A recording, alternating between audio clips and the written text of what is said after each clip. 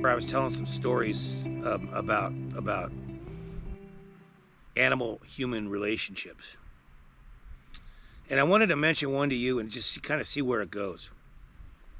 One of the gifts that will come out of you working as an Earth caretaker for this planet is more. You will be out in nature more, and more incredible moments, sacred moments, will come your way in nature. I'm going to tell you one I had as a result of, first of all, the place I went to have this moment with an elephant seal, a giant elephant seal, was at a place called Franklin Point or Gazas Creek Coastal Access. And I've talked on Tim Talks about sacred space and opening up sacred space. This place is one of my favorites. It's a, I've talked also about pilgrimage spots. This has become a pilgrimage spot for me. I went to this place when I was 12 with my father. We just found it. We drove over to the coast from Sunnyvale where we were living, and there was this parking lot, and we found it. First thing I want to say is it was a state park.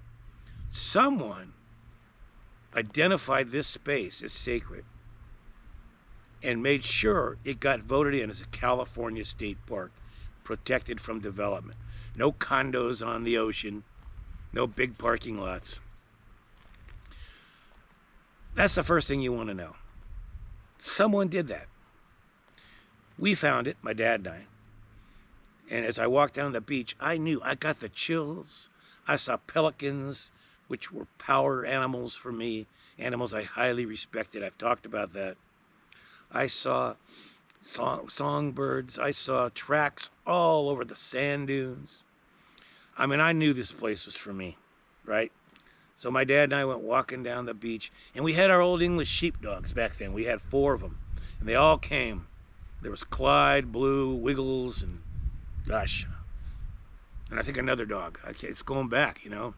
And they're running on the beach, and we're going. And then as you go down the beach about a couple of miles, you come to a point called Franklin Point that goes out into the ocean. And you're surrounded by water on 3 sides here. And this place is where the waves crash up. There's incredible tide pools filled with life. It's all happening on Franklin Point. And it's called Franklin Point because in the late 1800s, a ship with a captain named Franklin, a sailing ship, sank off the rocks. It hit the rocks.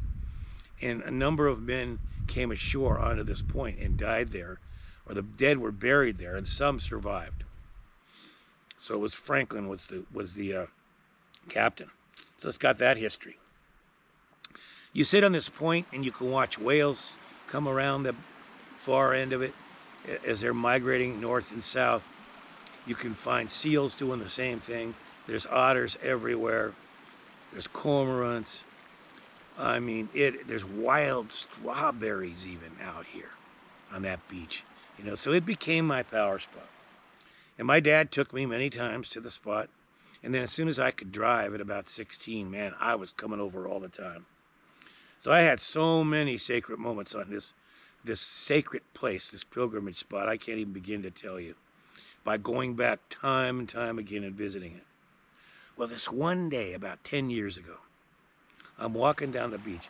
I'm photographing. I'm looking to photograph for a book I did, a color photographic book on Santa Cruz, California. And I noticed to my left, up against the sand dunes, a giant elephant seal. Now, this is about a 2,000-pound animal, nothing to mess with. And just down on the next beach, it's called Año Nuevo State Park. And that's where the seals come in, the elephant seals come in for March, April, May, and June. And the males fight, the females lay on the beach. They get pregnant, they have their babies, they raise them up. The males keep fighting. It's an incredible place. I mean, for anyone. And that's all been saved. Elephant seals were in deep trouble years ago. They were killed for their food, their hides, and they're coming back strong because someone thought of it, this idea of parks and saving space for animals. So I look over at this guy, this elephant seal, and I notice, and I knew, because I have the knowledge of it, I knew he had been in a big fight, probably over the right to breed with a female, and another male just kicked his butt. And he was exhausted, absolutely exhausted. And so he swam down to get away from all the trouble and came up on my beach, my Franklin Point, my Gazos Creek, and to take a rest in the sun. And there he was, and there I was. And for a moment I looked at him, and his eyes looked at me. They looked up at me, and his eyes said, "It's okay. You can come close." And I knew it.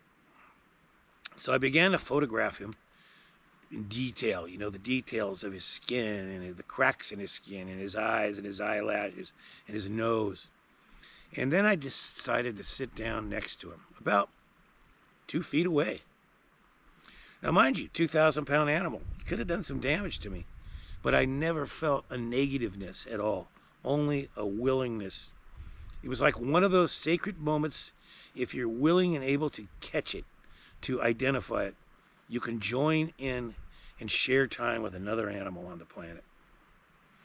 So I sat there, and what I did is I watched the ocean, I meditated, I dreamed, I looked at him, and then I started to send him healing energy.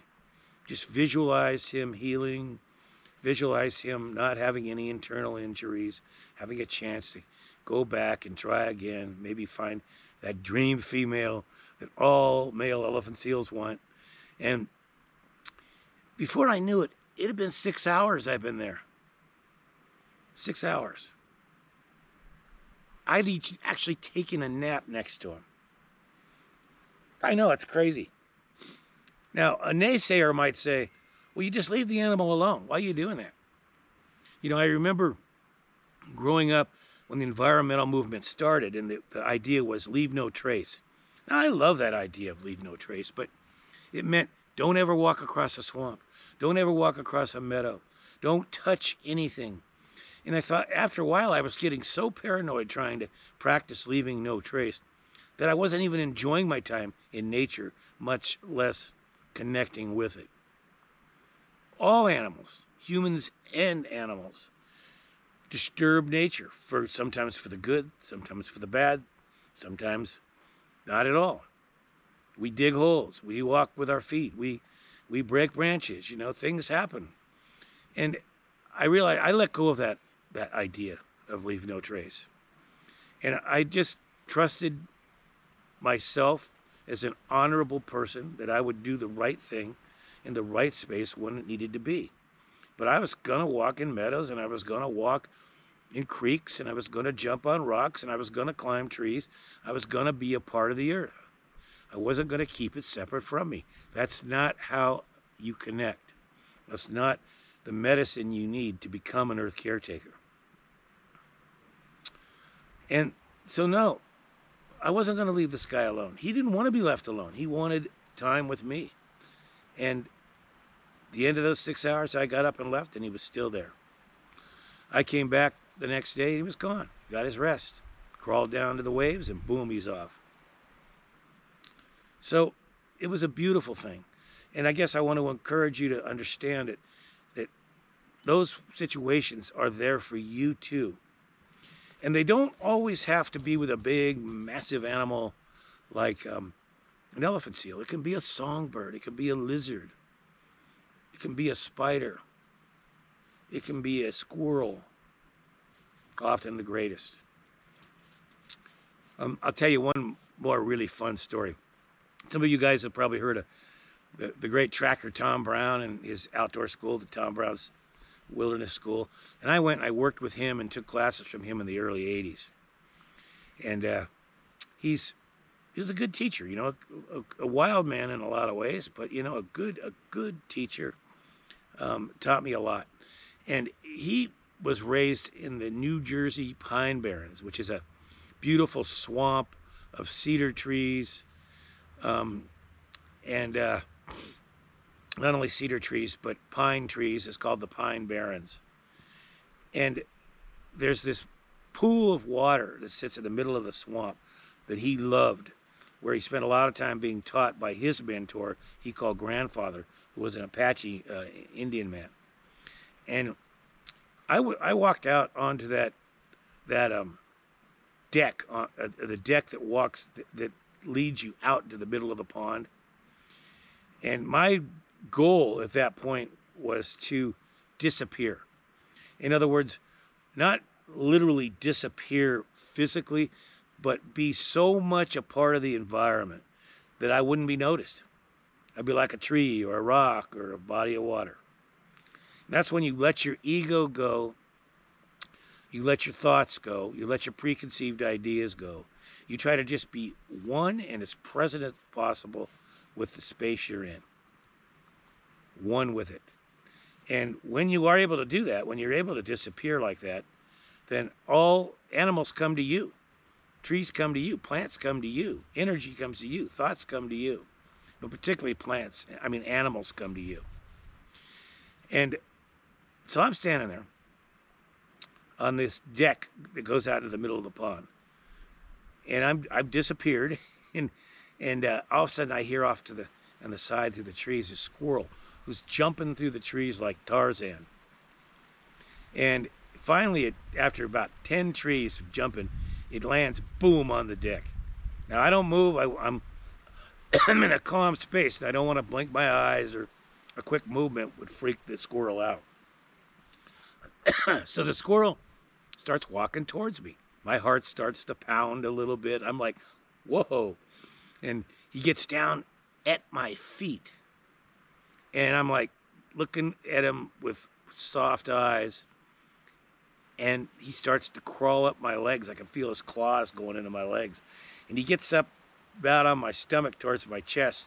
And I can't hold it anymore. I blink and he looks at me and he goes, oh my God. He screams, jumps back like 20 feet, almost into the water, and runs up into a tree and then starts hollering and yelling at me and scolding me. That was one of the funnest moments I ever had. He's going to have a story to tell other squirrels. You know that. And I've got a story to tell, as you just got it. And man, all the people that were with me that day, I shared it. That was so fun. And what did it teach me? It works. Disappearing works. So try it. Go out in the woods and disappear. And if you want to disappear even better, put some camo on, and help don't wear bright colors and blend in and then disappear. And watch the world come to you or come by you and just observe it with an open heart. Oh,